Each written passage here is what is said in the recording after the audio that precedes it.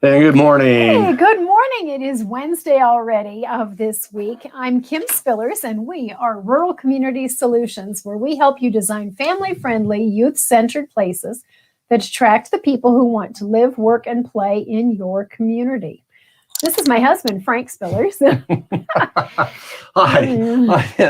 And if you want your community to grow, and kind of what we're focusing on this week is the census released its 2020 data over the last, what happened in your state, what happens in your community over the last 10 years in regards to population. And so over the next couple of years, they will start to roll out more of your demographics of what that means for your community. So you've either gained population, you lost population. You're either happy with it or you're not happy with it.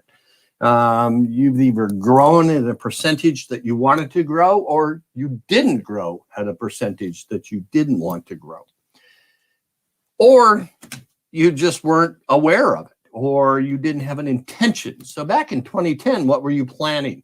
What were you trying to do? What was your goal for the next 10, 20 years? Mm-hmm. If you didn't have that, then you get what you got, and you got what you get. And it's just as simple as that, because if you don't know where you're going, you're just going to end up where you're at. So I guess the encouragement from that is that we're at the brink of another 10 years for what your community might look like, what that might mean for your population, for your growth, for your economy, for the health of your people, for just a mix of dollars. There's just all kinds of things. So here at Rural Community Solutions, vision is a good part of what we encourage our communities to identify, determine, create, and name. And then we also talk about our why. So fundamentally, your economy is about your people. I mean, that's the bottom line. If you didn't have your people there, you would have no economy. Think about that. The economy doesn't come before people. People come before your economy. So why are you trying to fix your economy without trying to work on your people? And so stepping back into where you want to go, you have to figure out why you want to get there. Why do you do what you do? Why is it that you're working on? And I don't mean we want to make a better community. We want a better economy. We're working on our economy because we want a better minimum wage. We're working on our economy because we want better jobs. That's fine. Those are goals, and they're good goals, but it doesn't get down to the why. And in the why, we use Simon Sinek's start with why graphic. Basically, it's a target. And those of you on the podcast, make sure you go here to Rural Community Solutions TV live stream on our YouTube channel, and you can look at the graphics as we talk through that. Because people don't buy what you do, they buy why you do it. People aren't going to move to your community because you make good plans, or you have good parks, or even you have good schools. Everybody says they have good schools. Every community, every state say they have a good quality of life. Every country says it has a good quality of life for the people that live there. So it might not meet with your values. It might not meet with your goals. It might not meet with and match up with why do you want to do something. And so in this age, we're looking for communities to move to. People are choosing where they want to live, where they want to go, and what they want to do because of a personal decision, because of their inner why. Why do they want to do that? Why do people want to move out of your state? Why do people want to move out of your community? Why do people want to quit their job and working for you? Why do people want to leave their family? Why do people want to, why? Why do they want to do anything? That is that deep down question, because people don't don't buy what you do, they buy the why. They buy why you do it. It is a psychological fact. It's in there. It is the human psyche that people buy upon emotion. And so when you can dig down into their value system, you hit their emotional block. You hit the why they are doing something. It's not, here we have a better price, or here we have a better community, or here we have a better playground, or here we have better schools. Why do they want that? They want their children to get what they got, or they want their children to be better than what they are. That's their why. That's their motivation.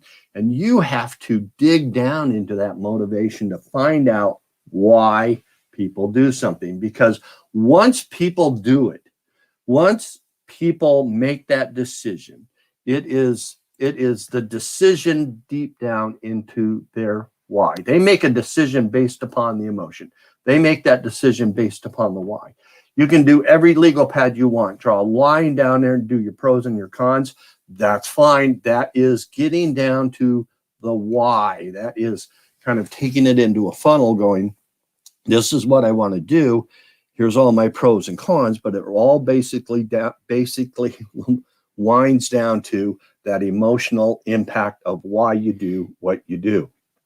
And here at Rural Community Solutions, that is our foundation. Why do we do what we do? Why do we spend so much time on encouraging communities and teaching communities and businesses and people and everything else that we do? Why is it about relationships? What is it about those relationships? Why is it that it's important to listen, to actively listen, not to just wait to talk? What is it about the words that we use, that words matter in building those relationships? Why do we focus on people's purpose and their passion and help people get a vision for the future they want to create? That's entrepreneurship. Why do we focus on that? And collaboration. Why do we care about working with other people and helping them, or matching up what we do and matching up what other people do with what other people do, so everybody can work together to bring out the best in them? Why is it that at Rural Community Solutions that we work so hard on helping people create that family-friendly, youth-centered place that attracts who they want to have live within their community, and intentionally do it to figure out the why, to figure out that emotional hook that's going to bring it in? And we have one reason and one reason only, and that is because of this woman. This woman right here is our daughter, right? And today is a 10-year anniversary for this remarkable woman. But it's the why that I really want to focus on. Why is it so important that we remember? When I say we, it's Rural Community Solutions. We remember this, and we celebrate this why every year. We celebrate this why many times. We celebrate it every time we're on stage. We celebrate it every time we're in a community. We celebrate it every time. But it is our explanation of why we do what we do. And this is our daughter, Erin. And Erin was my youngest daughter. I was a single dad, raised two girls, remarkable girls, raised them in a way that I was raised. And if you listen to us and you've heard us before, you know that the environment you set at home is learned from the environment you grew up in. I mean, that's just how children learn. They learn from the environment they grow up in. And so I learned from my environment I grew up in. I grew up in a single mother's home and didn't have a father that I knew anyway. And so I parented just like I knew how to parent. And that was growing up in that environment, knowing how to parent based upon how my mother parented. And my mother parented with an iron fist. I mean, I grew up in that era to where we got spanked with a hairbrush. When I say we, it's not her and me, it's me. Okay, I got spanked with a hairbrush. And I was reprimanded. I was the youngest in the family. I was teased. I was, all this other stuff. And I can go on and on and on. But that's how I parented. And so when I raised my two girls, I was parenting the same way. I would parent with an iron fist. And it was more of, I don't care what you say. This is what I say. You will do what I say. So we grew up in that era of how to parent. And so it was such a parenting aspect of it that sometimes I just drove them away. That's what they knew. And then there was this relationship that I was in. It was about a 10-year relationship. It was the worst time in my life as a relationship, because it was with a woman that was very abusive. I'm just going to lay it right there on the line. Abusive. I was kicked. I was punched. I was locked in the cellar. I was pushed down some stairs. All of this in front of the two girls that I was trying to raise. And at one point in time, this woman came into my house and threw all my plants around, broke everything. And all of us people, and my two girls and I, were huddled in a corner. We didn't know how to do it. I didn't know how to get out of that situation. So if you are ever in an abusive situation, what I want you to do right now is reach out to somebody. Be safe, but reach out to somebody, because you can do it. And I know it's hard. I know it's very, very hard for people to do that, because they think they're stuck. They think that they're not good enough because they have been belittled so much that they just don't think that they are good enough to get out of that relationship. So they stay there. It becomes their comfort zone. It becomes their zone to where that's the best they're going to get. That is their mindset. And so you need to reach out to those people. You need to reach out to other people, build that relationship to where they feel safe. They can step out of the bad relationship they are in. Just help them. Help yourself. Know what you can do. You can contact me. You can call me. We can help you get safe if you need to. And so finally, I did get out of that relationship, and it took a long, long time, but the damage was already done. And then in the meantime here, we were treating Erin for neurological disorders. She was going to a psychiatrist. We had her on some pretty hefty medication. And as she was growing up and getting older, she was about 19 at the time, and she was still living with me. I was single. Still living with me, and we were treating her for anorexia. We were treating her for neurological disorders, hearing voices, seeing things, not being able to concentrate, not being able to sleep, or sleeping all the time, in and out of treatment facilities. I mean, she was she was just kind of a mess, if you will, and we were doing the best we could. And so one time, Erin and I were on the phone, and she wanted to go live with my oldest daughter, who had gotten married, and lovely family, very, very nice family, core family, very Cinderella-ish family, of that, a core family, large family, exactly what my oldest daughter wanted. And so she was in that protective bubble, if you will, of not wanting what she grew up with and wanting where she was living. And so our relationship even was very, very, very strained, and not really on very good levels. And so with that, Erin and I were on the phone one time with each other, and Erin said, "Dad, I'm going to live with Jessica." And I said, "No, you don't, because she can't handle you." And Erin said, "I don't care. I'm going out there." "No, you can't." And we got in an argument. Finally, I just put my foot down, as I was raised, and I said, "No, I forbid you to do it." Next thing I heard was click, the phone. Erin had hung up from me.